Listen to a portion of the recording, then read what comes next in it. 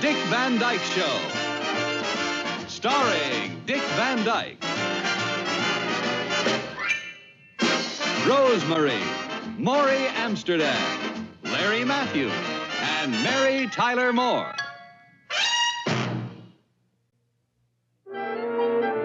Wait a minute, Sal, you don't mean it will end the show with a riddle every week? What kind of riddles? Any kind. Hello. Hi, Marge. Oh, Rob, there's a Mr. Maxwell Calvada outside to see you. Maxwell Calvada? Yeah. Well, tell her to have him wait. Have him wait. All right, what kind of riddles? Hey, who's Maxwell Calvada? No, not like that. I mean riddles like, what is big and green and, has a big trunk? An unripe elephant. Yeah, like that, only good ones. Maxwell Calvada, is he in television? No, I think he's got something to do with the government. Yeah, the government. The Senate? I got it.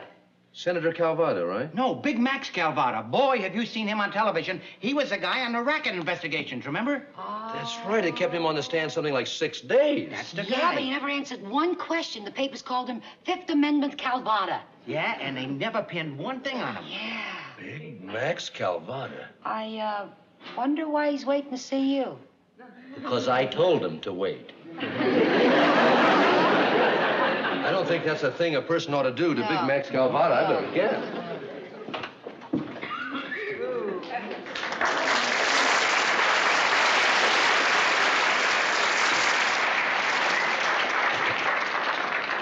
My name is Maxwell Calvada.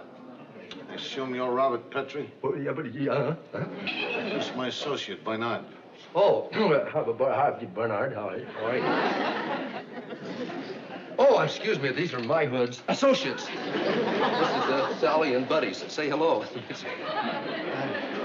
I know you all very well by reputation. Likewise. He means, we're very pleased to meet you. Well, I guess we all have been introduced, all right. Yeah.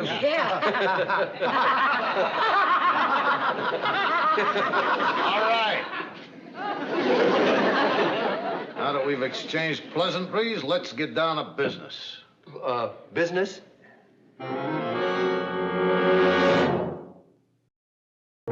let's get down to business. But first, give me the pleasure of assisting a lovely lady to a seat. Oh, thank you very much, Mr. Calvada. It's nice to have a gentleman around here. Oh, thank you. Edmund Burke, in his reflections on the French Revolution, he said, "The age of chivalry is gone, and that of sophisters, economists, and calculators has succeeded." That Burke sure knew his potatoes. You sure don't know your Burke. Burke. You surprised? No. Okay, let's knock off the symposium. Let's get down to business. Oh, excuse me, Mr. Calvada. I just can't imagine what kind of business you'd have with us. Oh, no? Why not? This is it!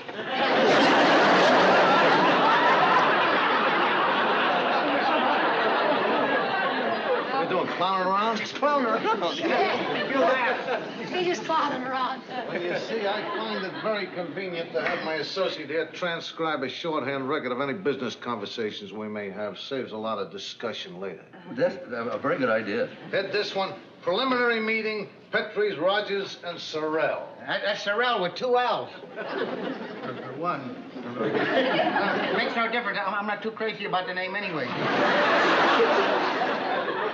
File number KD 431. KD, that stands for Kenneth Dexter. That's the guy I'm here to see you about. We never heard of him, right? We never heard of him. I don't know who he is. No, I never went out with the Kenny Dexter. Of course, a lot of fellas don't give their right names.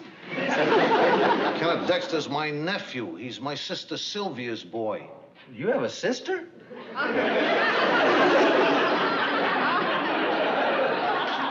Well, sure. She's a college graduate. And it's Kenneth's ambition to go into show business as a comedian. The kid breaks me up. That is where you come in. You see, I have for a long time been a fan of the Alan Brady shows. Although his particular charm eludes me, I've always found the writing to be of the highest caliber. Well, gee, is that isn't that a relief? Yeah. Or a compliment? I like your collective style. It's neither too esoteric nor too mundane. Pragmatically speaking, hits me right in the gut. It breaks him up. That's why I've decided that if Kenneth is going to be a comedian and go into show business, I want you to write his act. Us? What, us? Well, Mr. Calvada, this that comes as kind of a surprise to us. We have a lot of other work to be done. Would you care if we discussed that? No, go ahead, discuss it. Oh, thank you very much.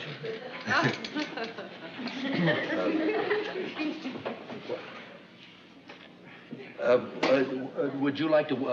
No, you probably wouldn't. You're just making them wait out in the hall. Go ahead, discuss it. Oh, well, all right. Hey, Sal, what do you think? Gosh, Rob, I don't know. What do you think, buddy? Oh, sure. I agree with Rob. Well, there's one thing another that we got to consider is money. Because we already have a job. Yeah, the Alan Brady show. Yeah, we got an exclusive contract. Yeah. That's right. That could be worked out. Of course, I imagine that could be worked out. I think so. I imagine Mr. Calvada knows Alan Brady. He knows me. And I suppose that Alan knows him, Oh, too. sure. Then there's a matter of money. We're going to have to charge an awful lot of money. Fortune, don't forget there's three of us. We get a lot of loot for Yeah. 3 writers. Money is no object. I would imagine the money's probably no No, object. Rob, I couldn't help but overhear your discussion. And you seem to be having a little trouble arriving at a decision. Well, I certainly hope you can see it my way. Well, how upset would you be if we didn't? Well, upset isn't the right word. Since I've been under analysis, the worst I ever get is cranky. Cranky? Yeah, like a kid might get. Like this boy of yours might get. That's your son, Richie. Yeah, that's Rich, my boy. Uh-huh. He's the spitting image of your lovely wife, Laura. What, do you know my wife and my lovely Richie? Yeah, I make it a practice to learn as much as I can about my business associates.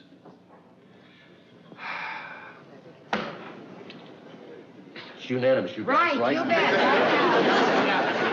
We're looking forward to it. Yeah. When do we get to meet Mr. Dexter Kenny? Well, I told him to drop in here on you at noon tomorrow. The kid'll break you up. He will? Oh, he'll make us laugh. I can no other answer make, but thanks and ever thanks. That's Shakespeare. Do a good job. Went on.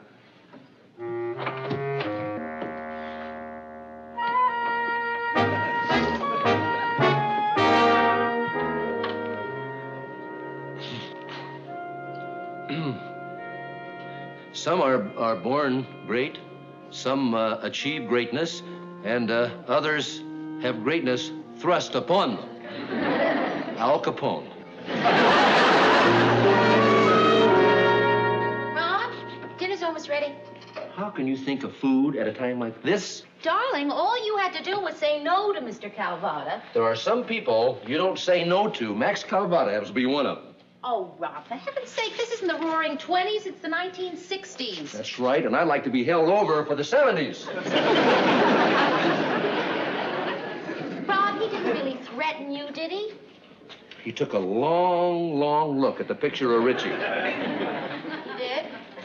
Yeah. It's the way they get to you, you know. They threaten your family. You know what he said about you? What? He said you were lovely. That's what he said. He said I was lovely? That's right. How did he know? Well, I mean, how did he know? Wait. They've got a lot of ways to find out when a person is lovely. Well, anyway, Rob, what kind of a threat is that? It's a compliment. Not the way he said it. It was no compliment, honey. But is there some way you could get out of it? Honey, if I could get out of it, I wouldn't have to get out of it because I wouldn't have got into it in the first place. Rob, you know we're being silly. You have nothing to worry about because you agreed to do the show. Honey, what if it's no good? I got a feeling if our jokes die, we're going to go with them. Why should your jokes die? You're all good writers. What if his nephew is a no-good comedian? What about that? Well, he must have something. Oh, he's got something, all right. A tough uncle. You're not really that nervous, are you? Not nervous? When's the last time you saw me put on a tie to take a shower?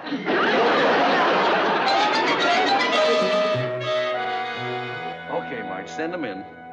Well, our great comedian, Kenny Dexter, is on his way. Boy, I sure hope he's got some talent. Well, it sure help. Yeah, I got a feeling this kid's the worst comic since the history of show business. Wait a minute. Don't forget I saw you. I'm willing to bet you $10 he's worse than I ever was. I'll take that bet. All right, you dirty rat. Just give me the jokes. Because I got a rod in my pocket, see? And it's curtains for you. It's a curtain rod.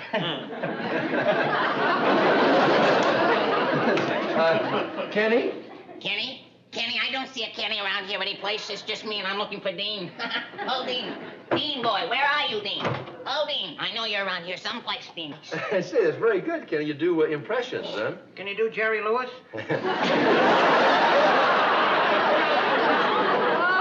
Well, I just... You're putting me on. Yeah, is my act ready yet? Well, no. What? We thought we'd like to meet you, Kenny, and find out what kind of a performer you are. Well, people say I'm kind of a cross between Danny Kaye, Red Skelton, and Sammy Davis Jr. This kid don't need an act. He needs a large dressing room. Hey, you know, I'm glad you didn't write my act, Jesse, because I got some great ideas. Now, the way I see it, the act should open with a dark stage.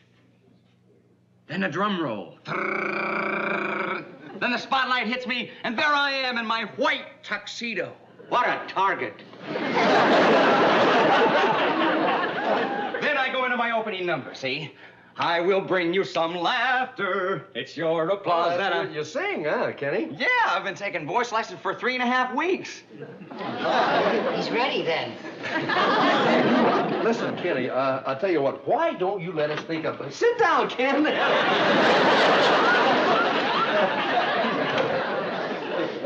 Okay, second meeting, Rogers, Petrie, and Sorrell. It's with 2 L's.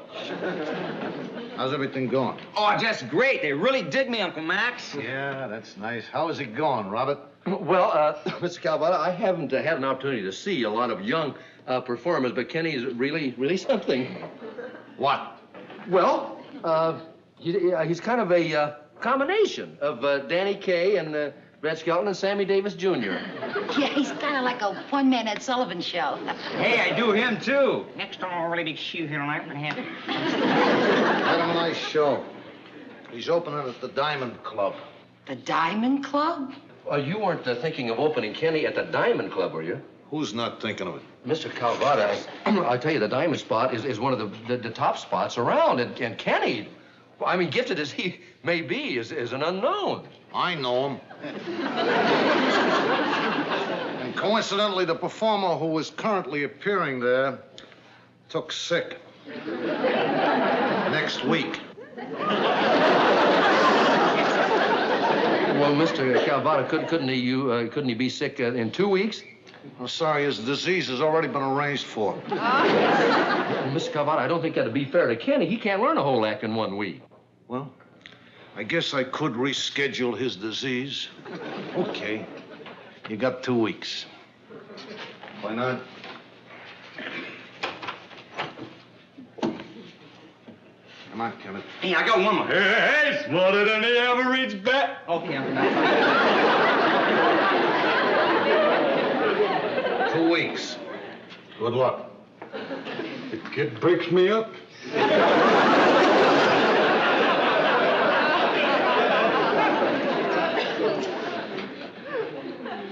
Well, I called the cops, but I don't know what to tell them. Well, we might as well get started, you guys, but what are we gonna write? Wills.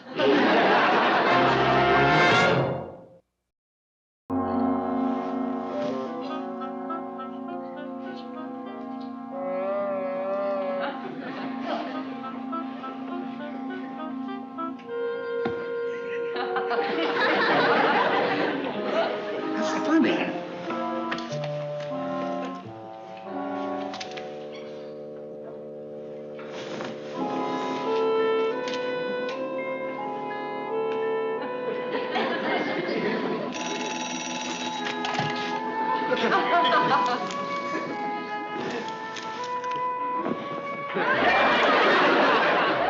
Hello? Oh, hi, buddy. No, I wasn't asleep. No. Got an idea? Look, let me take it in the living room. Laura's asleep. I don't want to wake her up. I'm awake. She's awake. Honey, I'm sorry.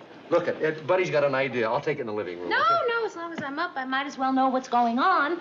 Okay. Hello, Buddy. What's your idea? Oh, that's cute. What is that again? Secaucus, Schenectady, and Chicago. That's very good. Okay, bye. Talk to you about it in the morning. Leaving town? Huh? Oh, no. Buddy's got an idea for a bit here. A train announcer who has an allergy. Yeah. And so when he announces the trains, he can't say the stations. He sneezes them. Well, like what? Well, like he'd say, all aboard for Schenectady. All aboard for Chicago. You see? That's wonderful, Rob. Try Wichita. Oh, that's a good one. All aboard for Wichita. Oh, Rob, that's wonderful, darling. In fact, all the stuff you showed me tonight just sounds great. All these things that you've written for him are marvelous. He's going to be a big hit. We'll find out at the Diamond Club. Darling, get some sleep. Oh, I will a little later, honey. I still got to go over some more ideas.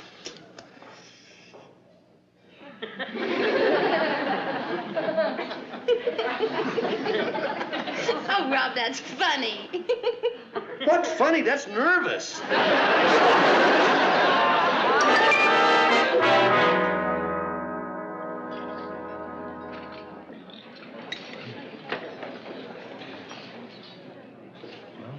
Another drink for everyone? Yeah, I'd like another one. We might as well, yeah. Might put us in a mellow mood, you know, more receptive. Same thing all around, and for Mrs. Calvada, a black rhinoceros. Yes. Anything else, sir? Start the show. And now, ladies and gentlemen, it's showtime. Good luck. The comedy star of our show will not appear tonight due to an unexpected illness. However, in his place, the Diamond Club is proud to present the fastest rising comic in show business, the multi-talented Kenny Dexter. I will bring you some laughter. It's your applause that I'm after. I'll sing and I'll clown, chase away every frown until I hear you say encore. 'Cause I'm a kind of a guy who will loosen his tie, stay out all night on the floor. 'Cause I love to hear you say encore.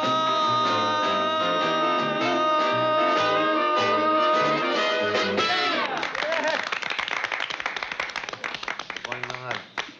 Make a note. First thing tomorrow, I want to talk to Kenny's voice teacher. Thank you very much, folks. My name's Kenny Dexter. He's got a great delivery. Wonderful. I'd like to at this time, ladies and gentlemen, give you my impression of a train announcer who announces trains at a railroad station. The first... Oh, yeah. I almost forgot. This train announcer, see, he has an allergy, and every time he sneezes out the train station, the stop. And here's the first one, and it's really funny. Watch this. Schenectady! See what I mean? See what I mean? Choo, Buffalo! Wichita, choo! What is this, an audience or a jury? 'Cause I'm the kind of a guy who will loosen his tie, stay out all night on the floor. 'Cause I love to hear you say encore. Yeah. Hey, encore! Encore! Oh, my dear, what do you think of our nephew? He stinks. Well, we certainly have had a wonderful evening, Mr. Calvada. We hate to even run, but we got to be going home. Just a moment. Sit down. Mrs. Petrie, I've taken the liberty of arranging for your transportation home because these folks have to stay on with me for a little business discussion. We're here tonight? Right now, while the memory of Kenneth's debut is still fresh in our mind. Oh, it'll stay fresh in our mind. Forever. I want it now, because, as Macbeth said, if it we're done when 'tis done. 'Twere better that it were done quickly. Louis, do you mind letting us use your office for a minute? Sure, Max, sure. Nice meeting you folks.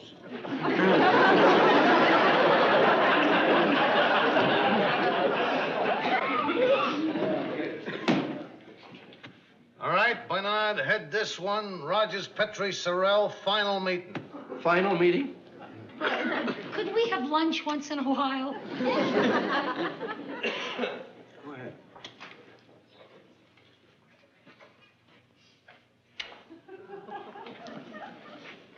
Sit.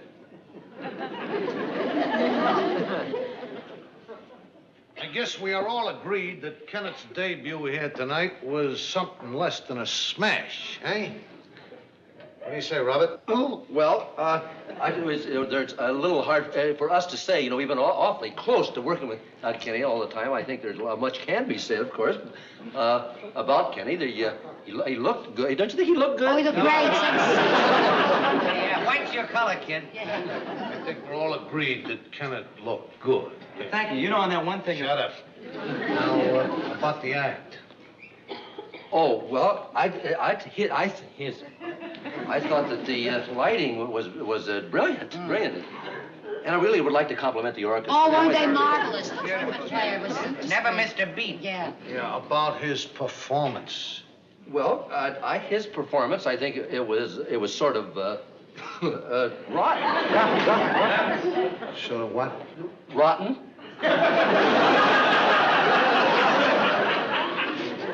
Rotten, eh? Why? Well, it might have been opening night jitters, even, or maybe that's not his room in there. And maybe the material was bad? We could rewrite the material. No, well, hold it a minute. Mr. Calvada, there was nothing wrong with the material we wrote for Kenny. Oh, is that so? Yeah, that's right. That's right. I think you might as well know the truth. There was something lacking in the way Kenny performed it. What's that? Well, talent. I don't think that Kenny has much, or at least he didn't have enough. I'm sorry, Kenny, and I'm sorry, Mr. Calvada. I think somebody should have told him a long time ago and saved a lot of time and effort. Oh, that's what you think? Yeah, that's what I think. And well, they agree with me, don't you guys? I don't Well, know, you see, Rob... Well, they agree with me. And with the whole audience in there, and my wife, your wife. Yeah, your wife said he stinks. Stinks. Yeah, I agree. He stinks. Kenny, it's nothing personal with you. I mean, it's just the way it is. I think you said enough. I have. Yeah, I hope you take this in the spirit in which it was given to you. I don't want to destroy anybody here, and I fervently hope you feel the same way. All right, Robert, I'm going to give it to you straight. Straight? Yeah. I agree with every word you said. You do? Yeah. Well, then why are you trying to get him in show business? I'm trying to get him out of show business and into college. Tell him what our deal is, Kenneth. Well, I always said I'd be great if I had the right chance, you know, with good writers, a big nightclub. And a $300 white suit. Well, my parents and Uncle Max, they wanted me to go into college and study accounting, see? So we made this deal. If I didn't make it tonight, then I'd forget about show business for a while. Well, now I think I ought to have something else to fall back on just in case. I don't know. The kid still breaks me up. You know, maybe tonight wasn't a fair test, Uncle Max. I was nervous out there. Oh, well, you nervous now? No? Well, go ahead. Give it to us again. Give us that big finish. Let's hear it. You mean from when the band comes back in? Da, da, 'cause I love to hear you say, oh, God. Take off the white suit.